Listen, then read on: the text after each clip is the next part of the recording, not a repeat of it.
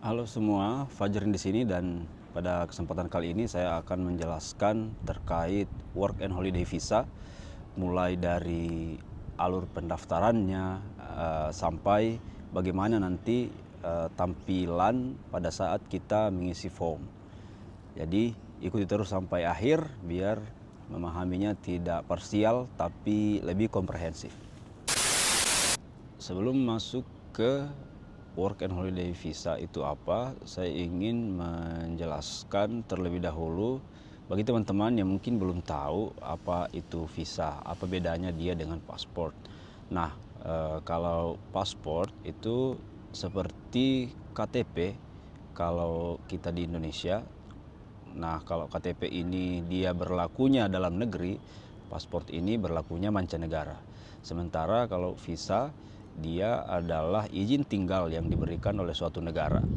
Jadi misalnya kita mau berkunjung ke luar negeri, kita butuh izin dulu dari yang namanya pemerintah luar negeri tersebut. Nah, itulah yang kita sebut dengan visa. Nah, untuk visa sendiri itu macam-macam, ada namanya visa pelajar, ada visa pekerja. Jadi work and holiday visa itu sendiri sesuai artinya secara bahasa, yaitu visa berlibur dan bekerja. Ada breakdown lagi terkait izin tinggal ini, baik itu visa pelajar atau pekerja, yang mana itu ada batasan-batasan nanti, tergantung dari negaranya itu mengaturnya seperti apa. Seperti contohnya kalau WHV sendiri ini kita boleh bekerja, tapi kalau mau belajar misalnya di Australia ambil kursus dan sebagainya itu ada batasan-batasan waktunya. Jadi itu sangat tergantung bagaimana kebijakan suatu negara memberlakukan visanya. Nah, sebelum kita daftar WHV, kita butuh yang namanya surat dukungan untuk work and holiday visa. Jadi untuk mendapat surat dukungan ini kita wajib masukkan lamaran kita ke Ditjen Imigrasi. Jadi semua persyaratan awal untuk dapat surat dukungan itu sudah ada tertulis atau diinformasikan secara umum oleh Ditjen Imigrasi melalui akun media sosial mereka. Jadi bisa dicek di situ. Nah, akan tetapi saya akan menyebutkan satu persatu dokumen yang saya gunakan dulu untuk melamar dan mendapatkan surat dukungan untuk work and holiday visa ini. Dokumen yang pertama adalah foto diri terbaru dengan latar belakang putih. Terus yang kedua adalah KTP.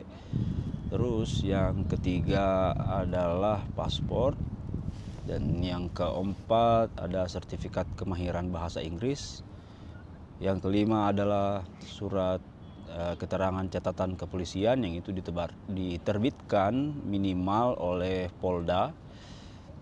Yang keenam adalah bukti kualifikasi pendidikan, kalau saya dulu pakai ijazah terakhir. Yang ketujuh, surat penyetaraan ijazah luar negeri berbahasa Inggris.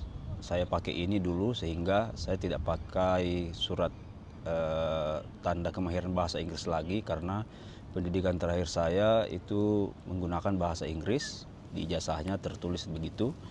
Terus yang kedelapan adalah bukti dari bank bahwa kita memiliki dana di rekening atas nama pribadi sejumlah 5.000 Australian dollar, atau bisa dikonversi nanti 5.000 itu 5.000 dolar Australia itu berapa rupiah.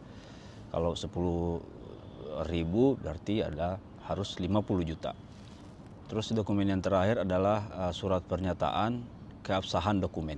Nah, semua dokumen tadi itu diunggah dalam bentuk PDF kecuali foto, dia dalam format JPEG, yang mana ukurannya itu untuk semua dokumen ini tidak boleh lebih dari 300 kilobyte dan tidak boleh kurang dari 60 kilobyte.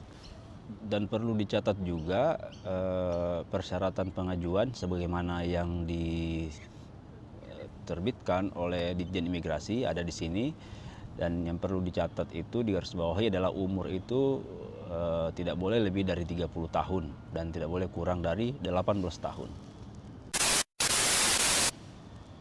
Kalau semua dokumen tadi sudah dilengkapi, maka kita akan menunggu kapan pendaftaran itu dibuka oleh imigrasi. Nah, kalau sudah buka baru kita, istilah anak-anak, war. Jadi kita perang ceritanya, tempur buat bisa mendapatkan surat dukungan untuk work and holiday visa ini. Karena setelah kita dapat surat dukungan ini, itu otomatis atau paling tidak ya 99% kita bakal dapat work and holiday visanya. Tentu dengan menyelesaikan semua kewajiban setelah mendapatkan surat dukungan tadi, yaitu diantaranya adalah tes kesehatan. Adapun alur permohonannya itu ada 5, ya, dimulai dari yang pertama itu adalah tanggal validasi, di mana kita melakukan pendaftaran online terus memilih tanggal di websitenya imigrasi. Terus yang kedua adalah isi form. Ini adalah saat-saat menegangkan karena ketika kita isi form kita hanya dikasih waktu 15 menit. Nah, setelah isi form kemudian masuk ke alur yang ketiga, yang mana ini adalah bukan tugas kita lagi tapi tugas dari Ditjen Imigrasi, yaitu melakukan validasi. Terus yang keempat itu melakukan verifikasi, dan yang kelima adalah penerbitan SDU WHV.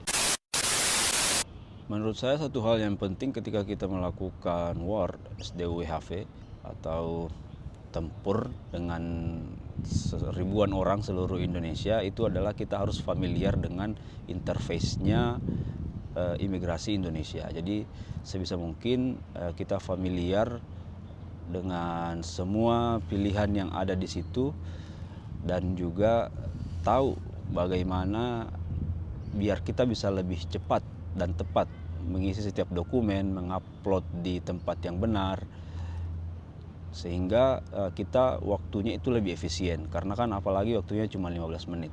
Nah, berikut ini adalah tampilan daripada websitenya Ditjen Imigrasi, tempat di mana kita mengisi formulir buat masuk slot dan mendapatkan SDU WHV.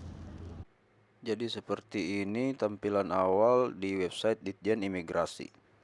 Ini adalah tahap pertama, yaitu tahap tanggal validasi.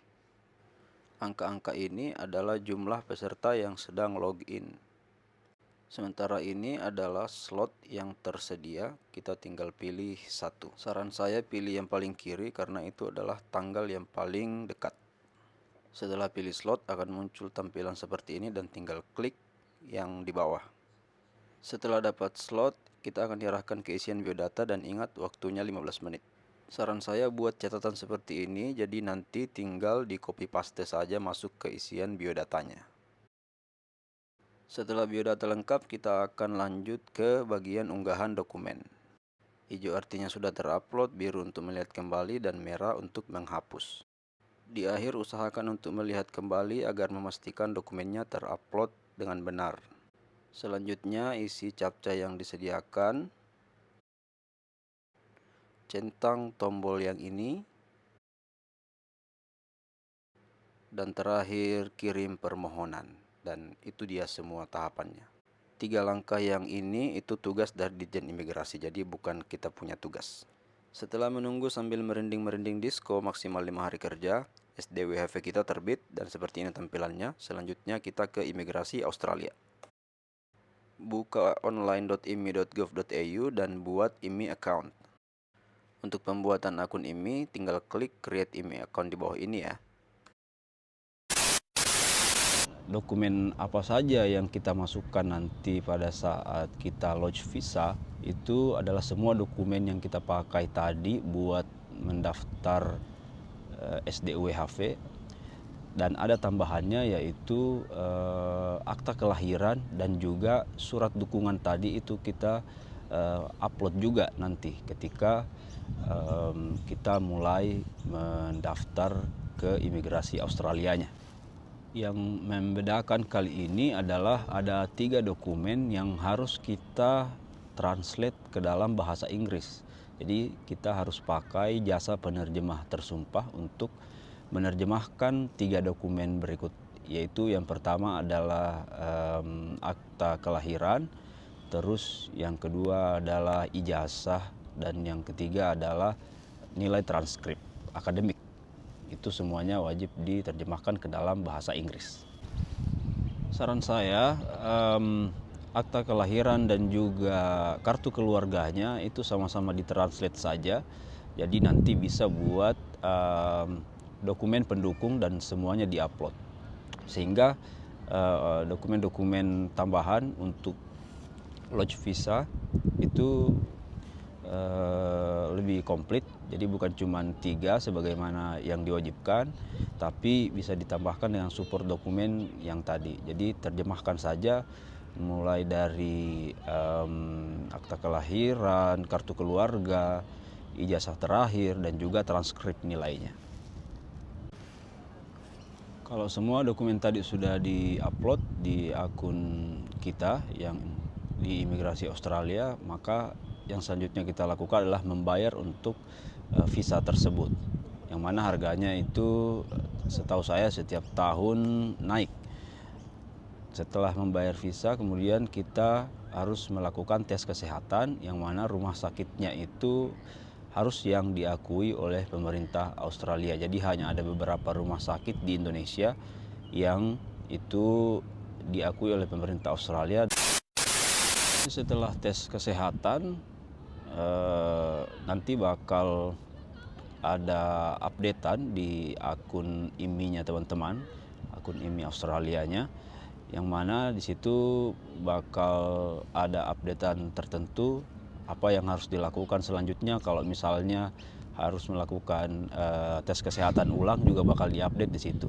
Nah, adapun visanya bakal ketahuan kalau sudah terbit karena bakal dikirim ke email dan juga diupdate di akun kita. Nah, itu dia tahap-tahap untuk mendapatkan work and holiday visa dan bisa datang ke Australia untuk bekerja dan liburan. Terima kasih sudah nonton dan tetap semangat sandwicher.